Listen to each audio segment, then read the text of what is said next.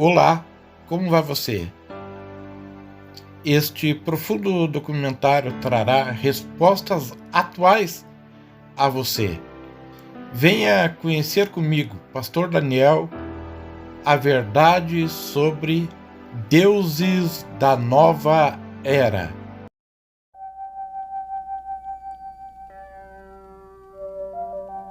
Índia, terra de mistério, sétimo país em tamanho e a segunda nação mais populosa do mundo.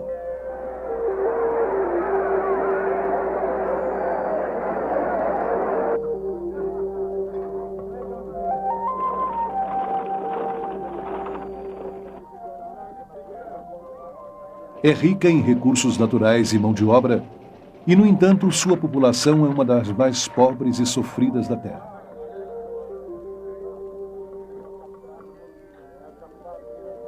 Milhões de indianos sofrem de desnutrição, doenças e pobreza. O povo é apático porque sua religião lhes ensinou a serem observadores impassíveis, e por isso não se importam com o estilo de vida que os aprisiona.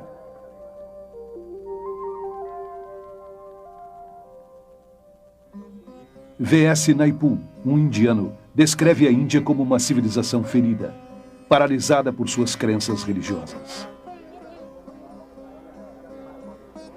Essa religião complexa e contraditória, conhecida como hinduísmo, promove a adoração de homens de Deus iluminados chamados gurus. E de inumeráveis ídolos.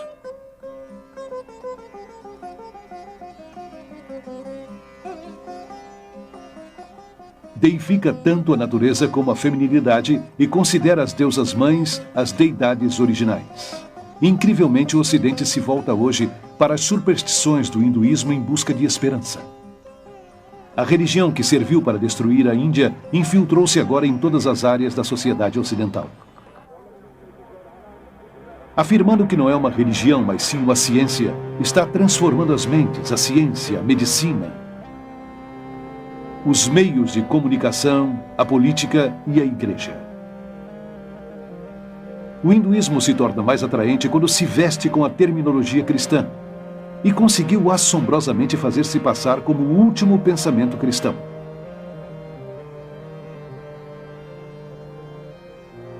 Centenas de milhares de peregrinos ocidentais viajaram para a Índia em busca da iluminação e desapareceram às centenas.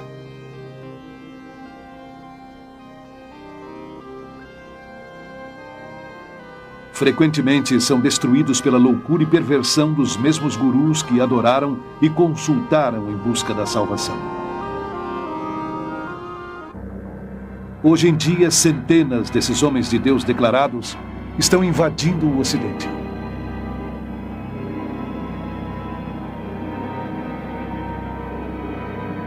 Numa distribuição Buena Vista Filmes. Ou devemos continuar recebendo esses deuses da nova era? Os Deuses da Nova Era. Versão brasileira, Dubla Mix, Rio. Descendente de uma longa linhagem de mestres espirituais hindus, Rabindranath Maharaj é um antigo guru e renomado yogi que foi adorado por milhares de pessoas. O hindu precisa estar perto do seu guru. Precisa consultar o seu guru. Ele chega a ver o seu guru como o único meio de salvação.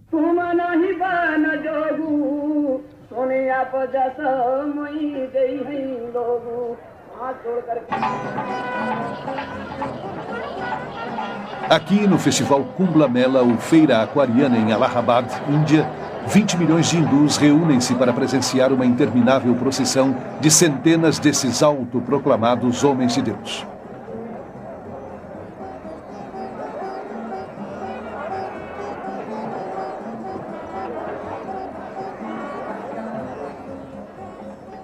Até mesmo o pó sob os pés desses gurus serve aos discípulos como ajuda em sua busca pela salvação.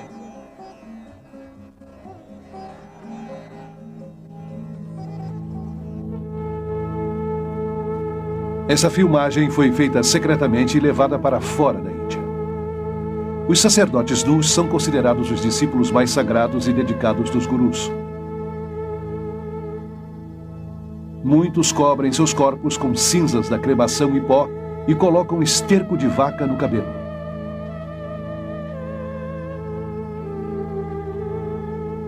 Outros estão armados e são dependentes de misturas de drogas extremamente potentes. Abandonaram tudo, suas famílias, suas propriedades e até suas mentes, tornando-se inteiramente loucos com a devoção pelo seu guru. O guru é nosso melhor amigo, filósofo e guia e mostra o caminho até Deus. Sendo assim, na Índia, nós o reconhecemos como um poder divino equivalente ao de Deus.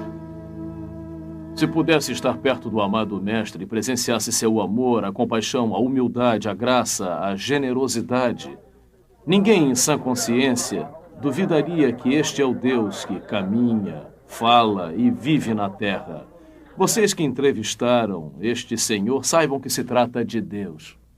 Para o hindu, o guru é o único que importa. O guru é o seu senhor, é o seu mestre, seu salvador, e é até maior do que Deus. Sim, o guru é maior do que Deus. Prabhu Guptara nasceu e foi criado na Índia, e atualmente é jornalista e comentarista de notícias em Londres. Os gurus vêm para o Ocidente por 2 motivos. Primeiro, para converter as pessoas a se tornarem seguidores de sua religião e, em alguns casos, da religião deles. Em segundo lugar, porque dizem que têm algo a oferecer. O que os gurus têm a oferecer é uma família, uma comunidade a qual pertencer. Algo que eles não têm. Milhares de pessoas que procuram algo mais em suas vidas, a maioria procedente de famílias instáveis e, portanto, já emocionalmente feridas, se convertem em vítimas dos gurus. O Dr. Os Guinness, um estudioso de Oxford e orador mundial, é autor do best-seller Pó da Morte. Um dos maiores anseios do mundo moderno é por um sentimento de aceitação, de pertencer, de sentir em suas vidas uma estabilidade em seus mundos, e as pessoas não encontraram no Ocidente e sentem falta disto. E reagindo contra este lado, estão caindo nos braços do Oriente sem se fixar muito nele. Carol Matriciana é jornalista e autora do livro Deuses da Nova Era. Nascida e criada na Índia, ela se mudou para Londres em 1973, onde se tornou uma das autoridades mais importantes na Inglaterra sobre novos movimentos religiosos. Nas comunidades religiosas da Índia, conhecidas como ashrams, não existe lugar para as crianças. E aqui no Ocidente, os gurus geralmente não aceitam o peso e a responsabilidade das crianças, porque distrai os pais em sua devoção a ele e à sua causa. E o resultado mais doloroso da invasão dos gurus no Ocidente é o mal que fazem às crianças. Aqueles que não têm outro remédio além de viverem dentro do ashram, já que seus pais decidiram seguir o guru, separados dos seus pais e afastados dos demais parentes, tornam-se uma propriedade da comunidade. Perdem sua individualidade e sua identidade e são segregados da sociedade. O pastor Frederick Hack escreveu mais de 30 livros sobre vários cultos e é a maior autoridade alemã sobre os novos movimentos religiosos. As crianças que entram para o culto são educadas apenas para seguir as ordens de seus líderes. Nunca experimentam a liberdade.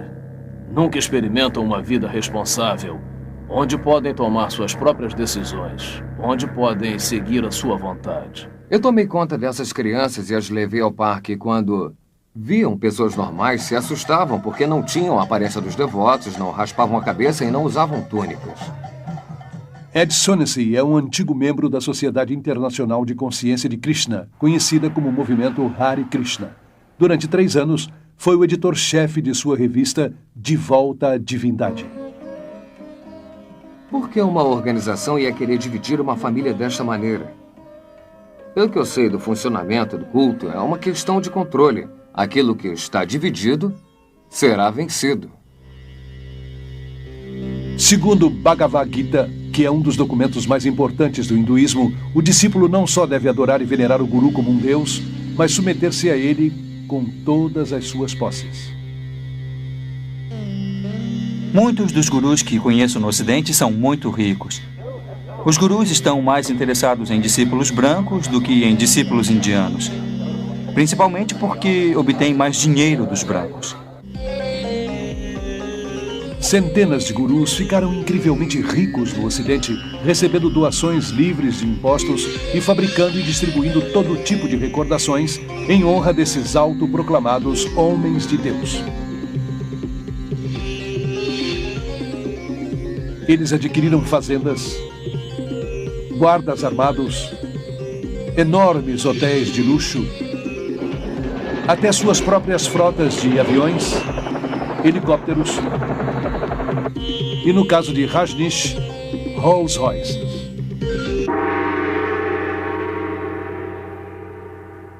A hipocrisia dos gurus é diabólica, pois criticam o materialismo e a comercialização do Ocidente. Convencem os seus seguidores que o não materialismo os elevará na escala espiritual. Estes deuses da nova era vão rindo no caminho até o banco. Sei de grupos envolvidos em tráfico de drogas, contrabando, prostituição e na compra e venda de armas, tudo para obterem dinheiro para o guru. Se precisam dizer que estão ajudando a fundação das crianças cristãs ou o exército da salvação, ou que usam o dinheiro para procurar homens desaparecidos em ação no Vietnã, eles dizem, para obterem dinheiro eles fazem qualquer coisa, porque acreditam no que o guru lhes disse, que o fim justifica os meios. O hinduísmo ensina você a matar aquela voz da consciência interior que diz que existia alguma coisa errada. Ensina que não há pecados. Isto pode ser visto na forma como os gurus e seus discípulos justificam o crime, a violência, o roubo, a corrupção e negócios fraudulentos, todos realizados em nome do engano divino. Outro perigo que se pode ver no pensamento oriental é do tipo sincretismo e a dificuldade em se fazer distinções, de modo que transcende não apenas ao bom e ao mal, mas isso e aquilo. E acho que é importante esclarecer que há distinções não só entre o certo e o errado, mas em tudo, para podermos pensar com clareza. Cat, uma discípula de Maharishi Mahesh, yogi por 15 anos, foi professora e administradora de meditação transcendental conhecida como MT. A filosofia do hinduísmo é bastante relativa. Não há normas morais absolutas que devem ser seguidas. Seu consenso de bem e mal podem mudar segundo o seu nível de consciência. Pode chegar a ficar tão completamente sob o poder desta pessoa que se recusa a pensar ou é incapaz de pensar. Perde a capacidade de tomar decisões, por menores que sejam, em todas as áreas da sua vida. A liberdade no Oriente é a liberdade da individualidade. Portanto, é uma liberdade isolada que não considera o homem, e muito no pensamento oriental. É como uma névoa que cai, ou é descrito como um abraço que ignora as diferenças. Isso é parte do mundo de ilusões, e a meta é separá-lo totalmente dele. E assim não há consciência, digamos, da ação social ou compaixão, ou uma preocupação pela justiça no mundo. Pelo contrário, se fizer isso, estará interferindo com o karma de uma pessoa. Eles acreditam que quando uma pessoa sofre, é uma consequência da lei do karma, porque fez alguma coisa muito pecaminosa nesta vida ou na vida passada. Então há muito pouca compaixão. Ellen é a porta-voz da organização Brahma Kumaris Raja Yoga, que é totalmente administrada por mulheres e que controla 800 centros em 40 países. Sentimos que a causa do sofrimento está dentro de nós e para que as pessoas experimentem a paz dentro de si mesmas, ensinamos cursos de meditação. Eles procuram escapar do sofrimento, adormecendo suas emoções e compaixão pela meditação. Maharishi, o guru de MT, disse que uma pessoa faminta pode se tornar uma pessoa faminta feliz se praticar a meditação. Embora o hindu tente se convencer de que o sofrimento está apenas em sua mente, uma ilusão chamada Maya, ao mesmo tempo, acredita que deve continuar sofrendo várias vezes, forçado para sempre a voltar a este mundo através da reencarnação. Não há como fugir deste círculo interminável de samsara, de vida e morte, porque no hinduísmo, diferente do cristianismo, não há perdão, porque não há pecado. No entanto, infelizmente, também não há esperança. Todos os gurus que conheço no mundo ocidental ensinam a reencarnação, uma doutrina básica do hinduísmo. A reencarnação significa morrer e voltar de novo para esse mundo, de uma forma ou de outra. As pessoas do Hare Krishna acreditam na transmigração da alma, como eles chamam, viajando de um corpo para o outro e assim por diante. Estes corpos físicos não duram para sempre, embora a alma sim. Por isso, como o motorista precisa trocar de carro, nós também precisamos trocar nosso corpo por outro. Gandhi disse que a reencarnação é um peso grande demais para ser suportado. Mesmo assim, esse conceito foi abraçado ansiosamente no Ocidente de maneira dispersa, como parte de uma mescla patenteada de hinduísmo e zen budismo e camuflada com terminologia psicológica.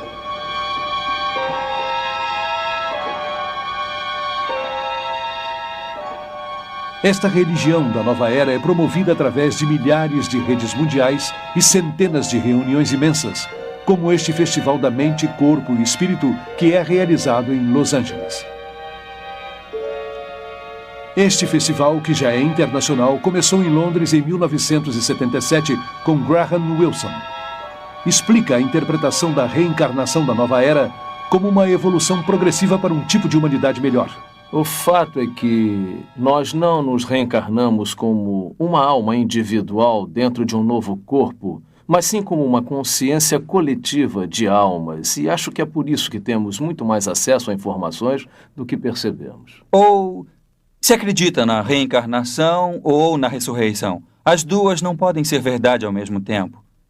Há aqueles que acreditam que Jesus foi uma reencarnação de Krishna ou Buda, ou algum outro grande mestre do passado. Mas só que a Bíblia nega totalmente isso. Até o início dos anos 60, apenas uma pequena elite do Ocidente acreditava na reencarnação. Hoje em dia, esta crença é aceita por quase 25% dos americanos e por cerca de 50% dos europeus. Igualmente, a yoga era praticada principalmente por um grupo de ocultistas na América e na Europa. Hoje, 19 milhões de americanos e muitos outros milhões na Europa estão ativamente envolvidos em algum tipo de meditação oriental.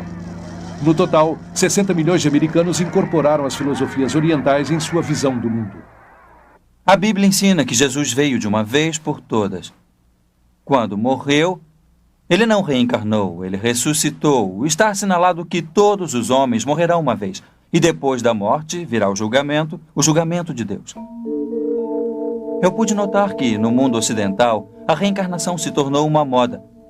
No entanto, na Índia e na Ásia em geral, a reencarnação não é uma moda, mas uma forma de castigo. Dentro do hinduísmo, a reencarnação é considerada um conceito terrível. O propósito da religião hindu é, de algum modo, tentar escapar do interminável círculo da vida e da morte. E os meios pelos quais se valem para sair desta cilada sem esperança é através da prática da yoga. A yoga remonta ao deus hindu Shiva, que é chamado Yoga-Shiva, significando Senhor da Yoga. Encontra os ensinamentos da yoga em várias escrituras hindus mais importantes.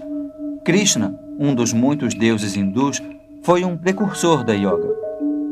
Também mencionam a yoga na Gita como o melhor meio para se obter a salvação. A palavra significa basicamente yuko, união. A meta do hindu é estar unido com Brahma. Brahma é o conceito hindu de Deus, o todo, o absoluto. A yoga, em suas muitas formas ocidentalizadas, é também a alma do movimento Nova Era, que adotou as crenças e metas básicas do hinduísmo. Apesar da aparente variedade e de centenas de escolas de yoga competitivas, todas as formas vêm da Índia e conduzem ao oculto, embora muitos ocidentais não tenham consciência disto.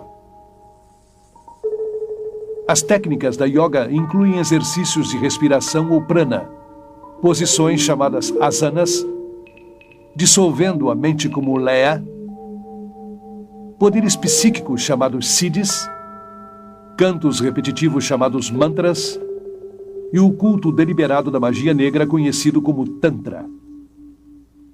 Em minhas viagens pela Índia, eu encontrei vários ocidentais que se integraram ao hinduísmo e começaram a seguir gurus hindus como resultado de uma simples iniciação em uma aula de yoga.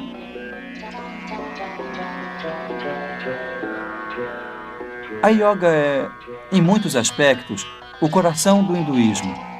Não há hinduísmo sem yoga e não há yoga sem o hinduísmo. Embora muitos tipos de yoga sejam familiares ao Ocidente, geralmente se passam por exercícios físicos e chamam de Hatha Yoga. Promete saúde física e mental, mas suas raízes hindus e a meta de se unir a Brahman são raramente ensinadas. Ellen acredita que a Hatha Yoga ou a Yoga da mente é a mais elevada forma de hinduísmo. A Brahma Kumaris Raja Yoga é uma forma de meditação onde a alma compreende a si mesma com clareza e tem uma conexão com o Ser Supremo. Raja significa real e Yoga significa união, ou seja, a ligação com o Ser Supremo. E através disto, me torno o Senhor da minha mente e da minha vida. Johanna Michelson, antiga professora de yoga e assistente de um cirurgião, nos conta suas experiências com o oculto em sua autobiografia O Lado Bonito da Maldade. Outra palavra para mantra é encanto, onde lança um feitiço, por assim dizer.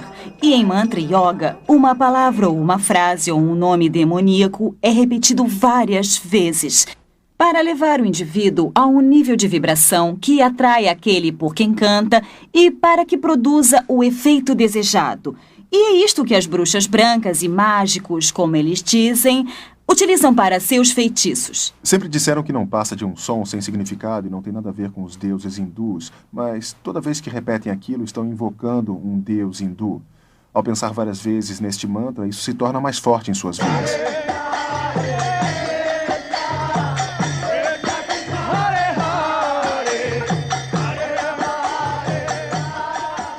O canto diz Hare Krishna, Krishna Krishna, Hare Hare, Hare Rama, Rama Rama, Hare Hare. 108 mantras de uma só vez e eles cantam 16 vezes por dia. Precisam de 2 horas para fazer todos os dias e essa é a exigência mínima que o guru impõe a eles. Usam às vezes como hipnose ou lavagem cerebral, porque cada vez que tem um problema ou enfrentam uma confrontação, você se retira para a segurança do canto em vez de pensar em resolver o problema em si. George Harrison, dos Beatles, converteu o mantra yoga em algo aceitável para o mundo através de sua música My Sweet Lord, onde ele incorporou o canto a um deus hindu Hare Krishna simultaneamente com a palavra bíblica Aleluia.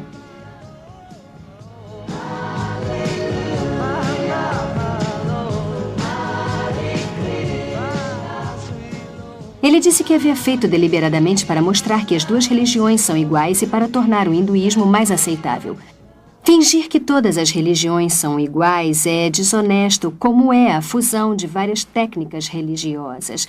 Por exemplo, cada vez mais cristãos usam o nome de Jesus como um mantra.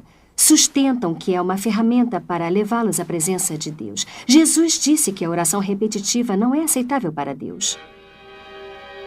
Rajneesh é um dos gurus mais controvertidos da Índia, principalmente por seu apoio a práticas sexuais chocantes como um pré-requisito para a salvação.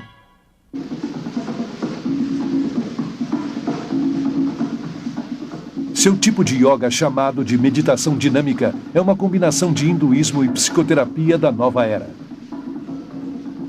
Esse exercício exige uma respiração vigorosa, e a hiperventilação é programada para despertar a força da serpente chamada Kundalini, que, segundo os gurus, se enrolava na base da espinha.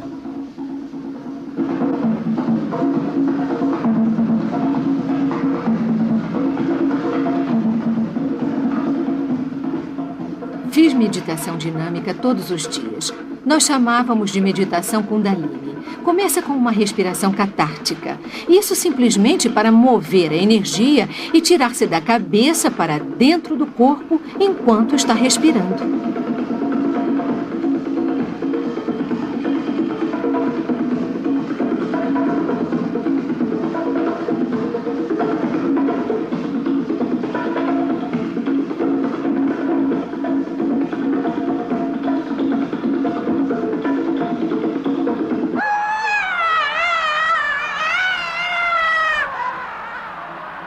A fase seguinte, a fase dinâmica da meditação, é como se fosse uma criança pequena e pudesse ter um ataque de raiva.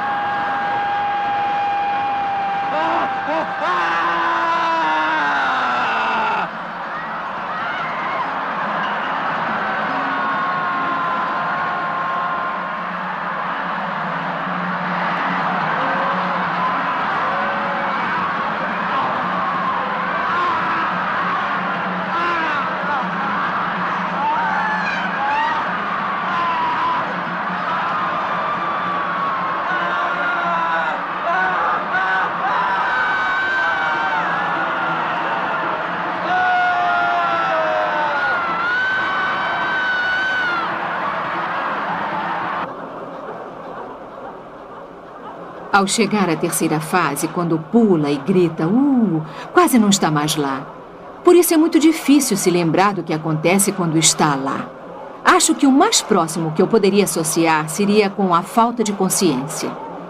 Chega a um estado onde sua mente sai de seu corpo. Seu corpo está pulando sem parar. Sua voz está gritando, mas não é você que faz isso. Torna-se um com a energia.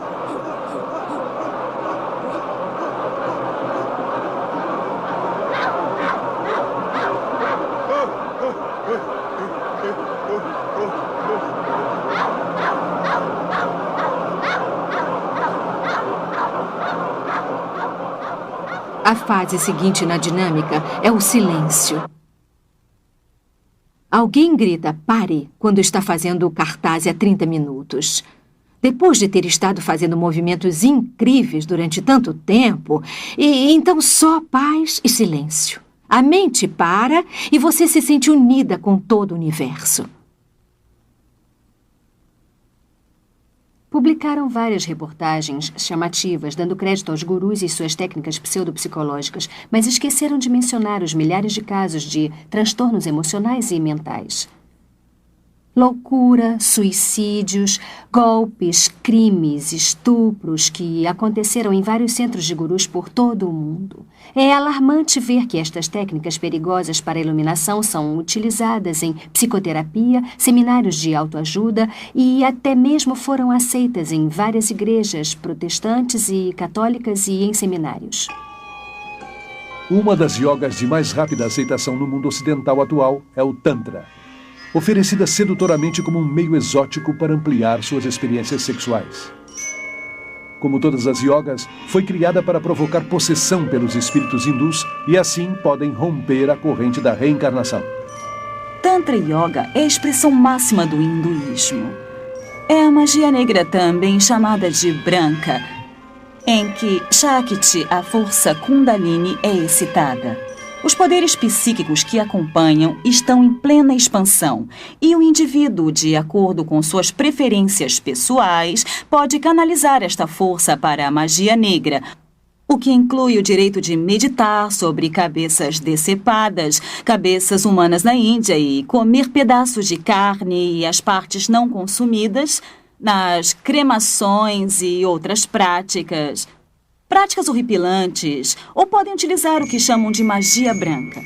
Uma parte dela em que usam este poder, esta força, para curar em benefício da humanidade, por assim dizer. Embora Anton LaVey, o Papa da primeira igreja de Satanás, tenha dito muito claramente, disse que devia acreditar na magia branca como na mitologia. Não existe magia branca. Tudo o que tem a sua origem no poder psíquico oculto não tem realmente nada a ver com Deus.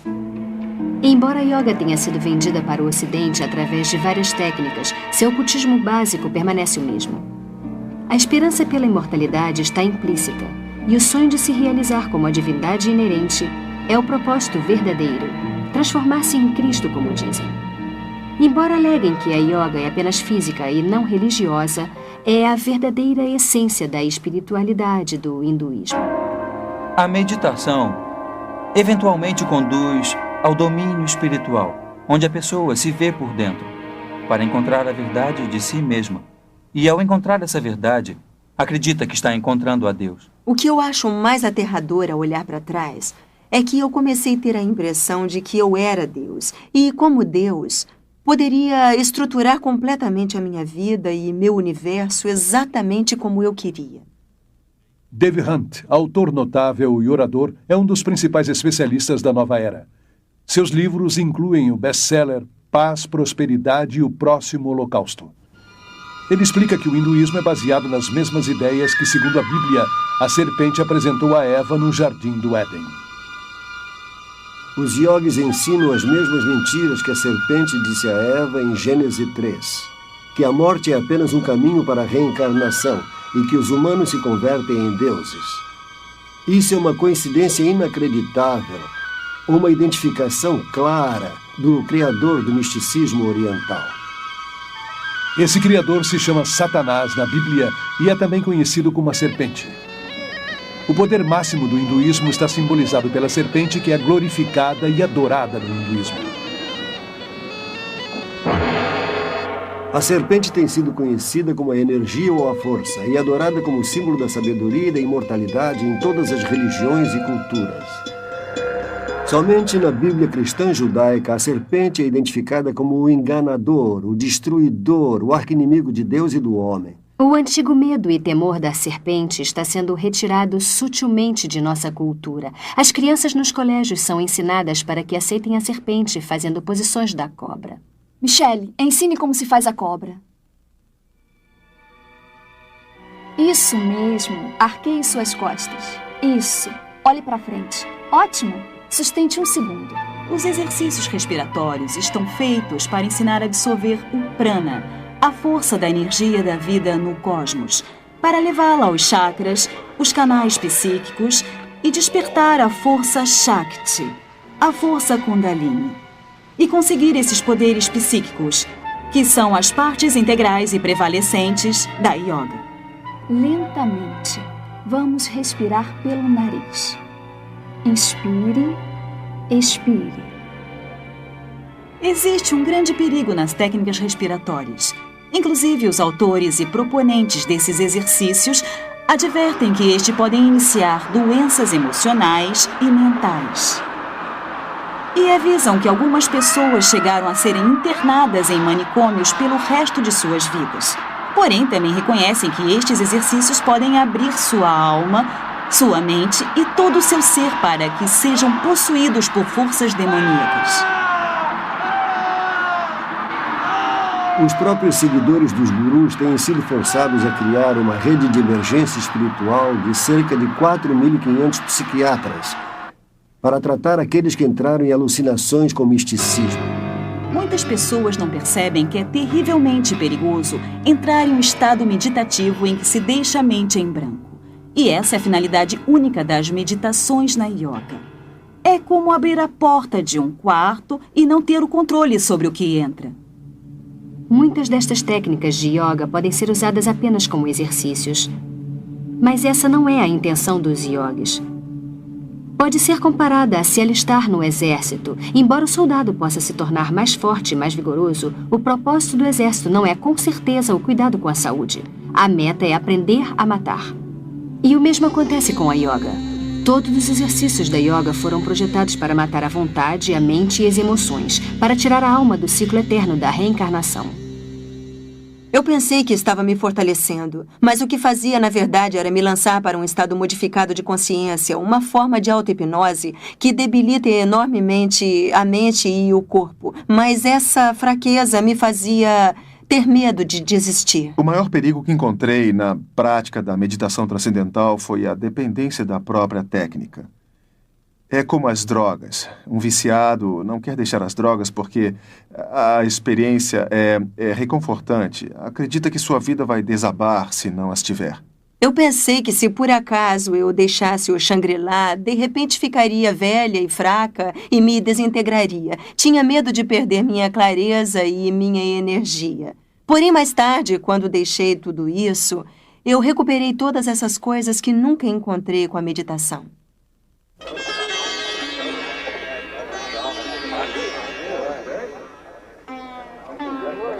Embora antes fosse uma religião apenas para os indianos, o hinduísmo se tornou radicalmente evangelista, adotando os princípios dos missionários cristãos que introduziram reformas culturais e sociais na Índia.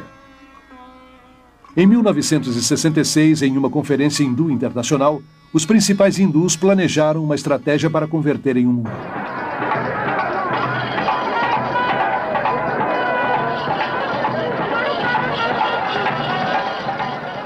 Os gurus foram escolhidos como os primeiros cruzados. E as dezenas de milhões de convertidos são agora os primeiros hindus ocidentais.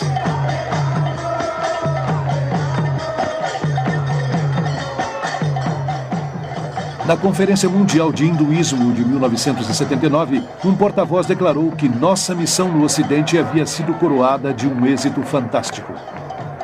O hinduísmo está se transformando na religião mundial dominante e o fim da cristandade está se aproximando. Na conferência MT de 1981 na Índia, um porta-voz disse que a principal missão da MT é se opor à expansão do demônio do cristianismo. A religião que quer destruir o cristianismo está sendo abraçada por milhões, inclusive muitas das igrejas atuais que ingenuamente sucumbem à propaganda espiritual e se tornam inconscientemente discípulos dos deuses da nova era. Por trás da campanha agressiva para o domínio mundial do hinduísmo está uma organização secreta chamada Vishva Hindu Parishad. É a organização missionária do hinduísmo. O parágrafo 4 de sua Constituição diz que sua meta é estabelecer uma ordem de missionários, tanto leigos como iniciados, com o propósito de propagar a dinâmica do hinduísmo. A revista Hindu Vishva Parishad claramente estabelece que os professores de yoga por todo o mundo são os missionários de frente da religião hindu. Até mesmo os professores ocidentais podem não perceber que estão sendo usados pelos líderes hindus da Índia. Porém, estão. O plano de Vishva Hindu Parishad para converter o mundo ao hinduísmo criou milhares de redes mundiais da nova era, com dezenas de milhões de convertidos trabalhando juntos por um novo governo mundial. Através da nova aparência da yoga, a mente ocidental está sendo sistematicamente condicionada a aceitar um ponto de vista neopagão do mundo combinado com o pensamento da nova era. Essa afirma oferecer mais integridade, autoconfiança, boa vontade, liberdade e diz ser a verdadeira alternativa para a mente estreita do cristianismo. A yoga é parte de nossa sociedade atual. Está sendo vendida como uma técnica para relaxamento, para aliviar a tensão, ser brilhante e mais bonito. O mundo glamuroso da individualidade fomenta a yoga, a meditação e as técnicas de visualização como os meios para se obter um corpo, uma mente e um espírito mais bonitos e mais sãos. Existe uma espiritualidade, mas com um significado antibíblico.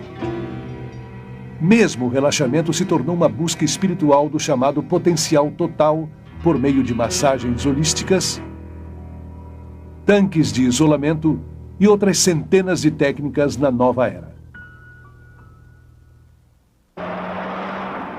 A maioria dos centros dos jovens cristãos por toda a América oferece aulas de yoga e quase 2/3 de todas as universidades e faculdades oferecem yoga como uma parte de seu programa de estudos. Muitas pessoas que eu conheci que praticam yoga me disseram que elas praticam por benefícios físicos.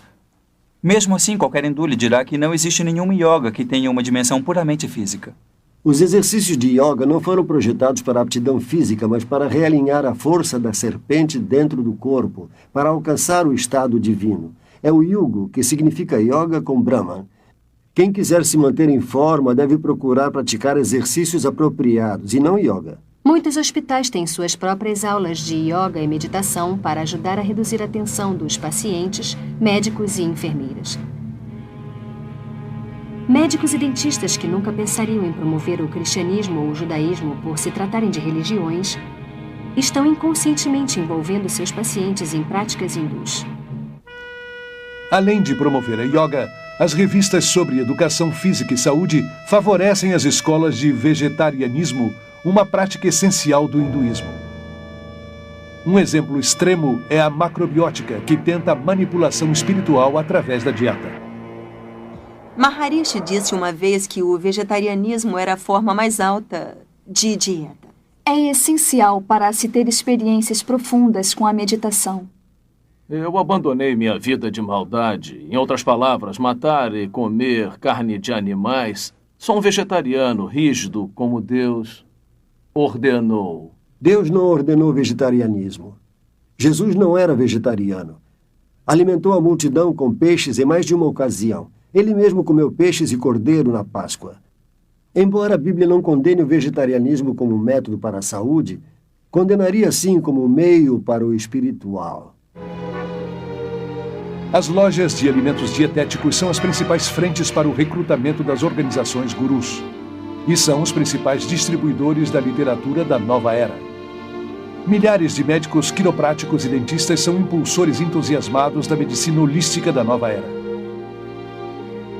Esses praticantes da nova era estabelecem como premissa que o tratamento do corpo deve começar com o tratamento da mente e do espírito. Essas terapias utilizam técnicas numerosas, a maioria das quais envolve a alteração da consciência ou hipnose. Formando parte do oculto, a hipnose se transformou na ponte principal entre o hinduísmo e a ciência moderna. A hipnose cria o mesmo estado de inconsciência que se experimenta com as drogas ou com a yoga. Sendo aceita pela medicina e pela psiquiatria, a hipnose é a base dos cursos de autodesenvolvimento e de atitude mental positiva. E centenas de psicólogos cristãos mal informados usam a hipnose em sua consulta diária. Muitos acham que a hipnose é aceitável se aplicada por pessoas qualificadas. Ou seja, dependendo de quem a aplica, pode ser científica e não oculta. E assim os cristãos ingenuamente usam em movimentos como o EST, a cientologia, a mente dinâmica, o controle Silva da mente e o treinamento mental com ondas alfa. Em busca do mito freudiano, os psiquiatras usam a hipnose para regredir os pacientes até dentro do útero, onde revivem os traumas de seu nascimento. Não obstante o fato científico de que o cérebro pré-natal, natal e pós-natal não está bastante desenvolvido para ter recordações. Eu cheguei a experimentar os pensamentos originais do meu nascimento, mas senti que não era o bastante. Fui mais atrás e experimentei meus pensamentos durante a concepção. E depois foi a uma vida anterior para conhecer por que havia estruturado minha concepção do modo como eu fiz. Isso nunca acaba, é um ciclo sem fim. E além disto, eles o levam a vidas anteriores de onde saem contando fatos de outras vidas que viveram sobre a Terra. Obviamente, a memória não vem do cérebro, vem de uma fonte incerta. O campo da medicina está abraçando várias crenças da nova era que não podem ser explicadas cientificamente, tal como a acupuntura, que diz manipular as forças de Kundalini com agulhas. E o biofeedback, que é um dispositivo de monitoramento para treinar uma pessoa a controlar funções normalmente involuntárias como a pressão sanguínea. O documentário da Clínica Menninger sobre biofeedback o chama de Yoga do Ocidente. Elmer e Alice Green, pioneiros da investigação do biofeedback, admitem que cria o mesmo estado de inconsciência daquele que provém da yoga.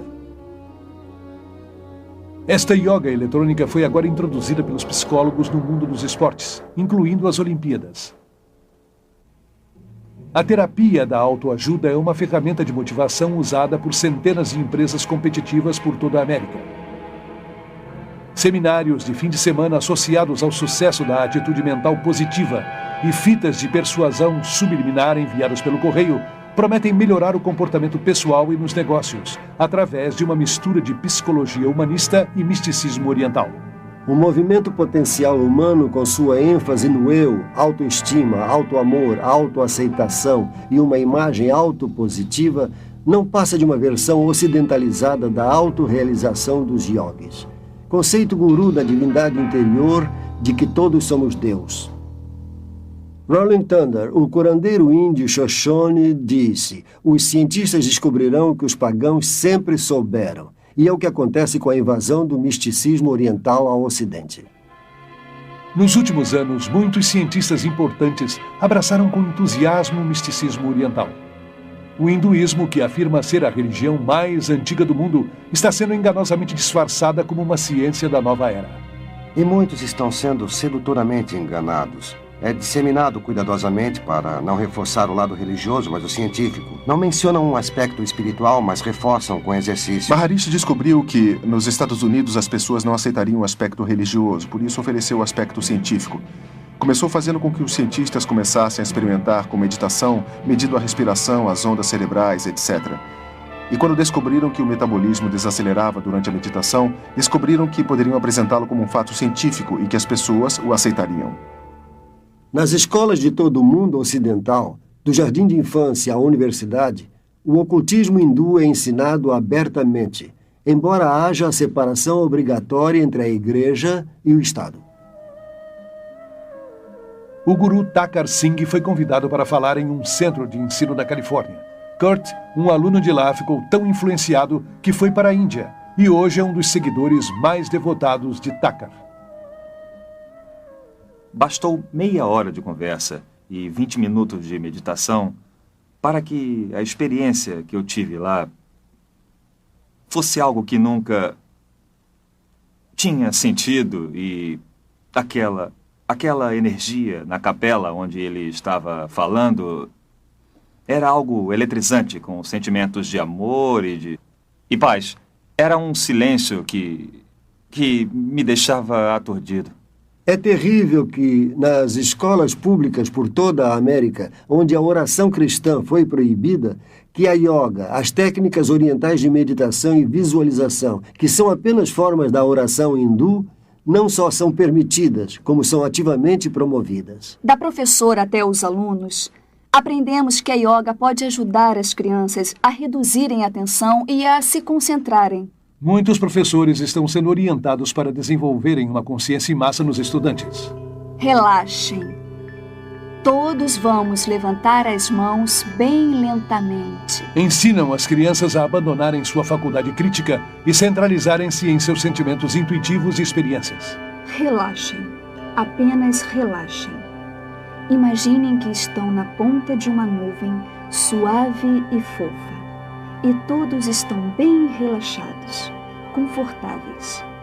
Vejam o céu azul em suas mentes. Estamos criando uma geração de crianças sob o bombardeio dos desenhos animados e televisão e papéis de fantasia em vários jogos em que dizemos que o oculto e a filosofia oriental são maravilhosos. Não algo a terem medo, não algo feio ou perigoso, mas sim algo bonito, com criaturas adoráveis reptilianas com grandes poderes psíquicos que estão levando estas crianças a uma aceitação de coisas que são perigosas, além da compreensão de qualquer um. Uma criança pode entender o lado bom e o lado ruim da força. E entender a força é entender a base do hinduísmo. George Lucas, criador da série Guerra nas Estrelas, é, na vida real, um grande devoto da força que diz, pode permitir que qualquer um leia mentes, veja o passado e eventos futuros, levite e entre no mundo interior da energia psíquica. Os gurus orientais, os ocultistas, os cultuadores de cada seita tomaram palavras da Bíblia e tomaram a liberdade de redefini-las de acordo com suas pressuposições básicas. Deus se tornou não uma pessoa individual, um espírito com quem temos uma relação pessoal. Através de seu Filho Jesus Cristo, mais uma força impessoal. Jesus não é mais o caminho, a verdade e a vida, mas um avatar que mostra um dos muitos caminhos na direção de Deus. Jesus Cristo foi um mestre iluminado. Jesus Cristo foi o grande mestre, como o nosso mestre hoje.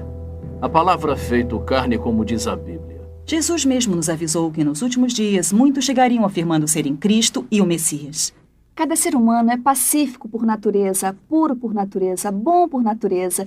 E a qualidade diabólica é um estado anormal. Então, na meditação, é isso que praticamos, nos concentrando no alto divino puro, que é o nosso estado verdadeiro. Se o ser humano é inerentemente bom, então por que mente, engana, rouba e luta? O que temos de bom dentro de nós não basta para nos afastarmos da maldade. Portanto, buscar a salvação de dentro é busca no local errado. Se nos afastamos de nosso próprio eu, nos afastamos de Deus pelo pecado. Ernest Winter tem doutorado em lei internacional. Foi diplomata no Serviço Exterior Austríaco por 10 anos e de 1968 a 1978 foi diretor nas Nações Unidas. Minha maior preocupação realmente é o crescente interesse e dedicação e o uso do pensamento místico oriental e sua prática dentro de grupos e igrejas tradicionalmente cristãs. Há um vazio, uma ansiedade de preencher com experiências religiosas. Os ensinamentos da nova era falsamente alegam que as experiências espirituais hindus são compatíveis com o cristianismo. E o mais incrível é que muitos líderes cristãos, através de seus livros, revistas, sermões, programas de rádio e televisão, encorajam milhões de cristãos a buscarem experiências hindus cristianizadas. Muitas pessoas que estão na igreja cristã nos procuraram e tiveram experiências mais profundas de espiritualidade e experiências de Deus como resultado da meditação. Tentar desenvolver a espiritualidade baseadas em sentimentos, êxtases ou experiências é como construir uma casa sobre areia. Nossa relação com Deus deveria ser construída sobre uma base sólida de conhecimento bíblico. Muitos dos monastérios católicos e escolas bíblicas protestantes introduziram um ou outro sistema de meditação baseados na prática da yoga. Uma grande quantidade de pessoas da igreja, em especial líderes, alguns líderes das igrejas e denominações, veem com esperança o misticismo oriental que traz a promessa de uma nova vida a um corpo morto. Além de se infiltrar na igreja cristã, o misticismo oriental também está influenciando poderosamente o mundo da política. Sob a proteção das Nações Unidas, numerosos grupos da nova era espalham sua filosofia por todo o mundo. Muitos líderes e agências das Nações Unidas, bem como o Conselho das Igrejas, com laços profundos com as Nações Unidas, promovem as crenças e práticas da nova era. As Nações Unidas têm sua própria sala de meditação e um guru residente, Sri Chinmoy. Até o Pentágono nos Estados Unidos tem sala de meditação. Nesta crescente conscientização de compartilhar a divindade e procurando um líder que guie a todos para este novo céu, as Nações Unidas têm um papel importante, já que é o sistema de apoio. Qualquer grupo que se reúna para discutir essas questões deverá estar ansioso e disposto a ter o patrocínio das Nações Unidas. Muitas noites, o edifício das Nações Unidas está sendo usado para palestras, conversas, meditações, iluminações, como conseguir um mundo melhor. Pedem aos líderes que meditem e participem, pois isso é parte da instrução ou lavagem cerebral. É tudo parte de um condicionamento para uma visão do novo mundo e da nova era. O sistema guru na política é muito perigoso para a nossa sociedade democrática. Trará, no final, a perda da liberdade, a perda da segurança e um grande perigo para a humanidade. Acredito que o guruísmo está preparando o mundo para o fascismo político também. Na verdade, estamos nos preparando para nos entregar a uma autoridade de tal forma que quase não percebemos. Agora mesmo, estamos sendo inundados por aqueles conceitos orientais. Conhecimento, estados de consciência, glória, reencarnação, energias, vibrações, todos esses termos que se tornaram tão frequentes na linguagem ocidental. Estamos modificando nossas mentes e nossa forma de pensar. E essa mudança que está surgindo nos coloca em um estado mental, por assim dizer, que prepara nossas funções intelectuais para essa rendição. Mais do que nunca, a raça humana parece ansiosa para se submeter espiritual e emocionalmente a um líder carismático que possa oferecer paz e prosperidade a um mundo à beira de um colapso ecológico e social, um caos financeiro internacional e um holocausto nuclear. Os cristãos estão aguardando a volta de Jesus ressuscitado com os cravos em suas mãos e pés. Mas os seguidores dos gurus estão esperando um soberano mundial que não dirá ser Jesus, mas a última reencarnação do Espírito de Cristo, e terá os poderes psíquicos para prová-lo. Este é o significado do estado alterado da consciência alcançado na yoga e outras formas de meditação oriental. Um ganhador do Prêmio Nobel descreveu o cérebro como uma máquina que um fantasma pode operar, o que quer dizer que em estado de modificação de consciência, a conexão entre o meu espírito que normalmente opera meu cérebro e meu cérebro se relaxa, o que permite que outro espírito se interponha e comece a jogar com os neurônios, criando todo um universo de ilusão, viagens astrais e poderes psíquicos. E assim o mundo vai se preparando para o último grande engano. Sem dúvida alguma, estão preparando o cenário para o que a Bíblia chama de apostasia, ou o abandono de Deus por parte do homem. Este clima introduz o ator final. O imitador que a Bíblia previu que virá antes do regresso de Jesus, o verdadeiro príncipe da paz, e que então reinará por 1000 anos. A união da ciência e do misticismo está em pleno florescimento. E seu fruto diabólico será a nova religião universal do ditador mundial que virá, que a Bíblia identifica como o anticristo. As práticas hindus e o ressurgimento do paganismo, que são o coração do movimento da nova era, são também, ironicamente, o mesmo tipo de fundamento que preparou o caminho para a ascensão de Hitler ao poder. A Alemanha dos anos 20 e 30 encontrava-se num caos econômico e social e procurava um líder que a libertasse da Grande Depressão.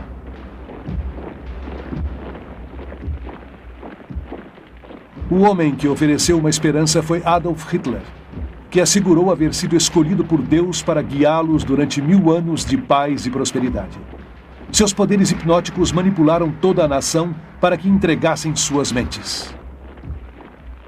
Obcecado com o oculto, Hitler tirou muitas de suas ideias extravagantes do hinduísmo. Transformou a suástica em seu próprio símbolo, um símbolo hindu de poder que se encontra em muitos templos atuais da Índia.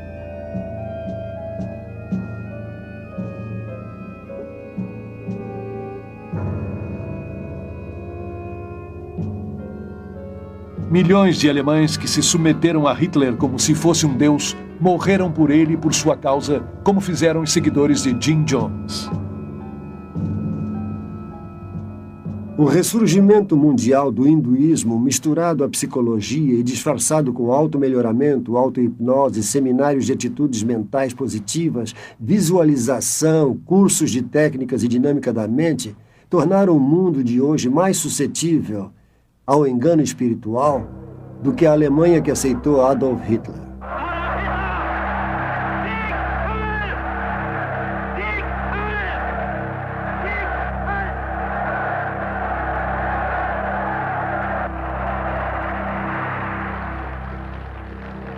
Hoje o mundo desesperado busca outro líder espiritual. Será que a raça humana não aprendeu nada com seus próprios erros?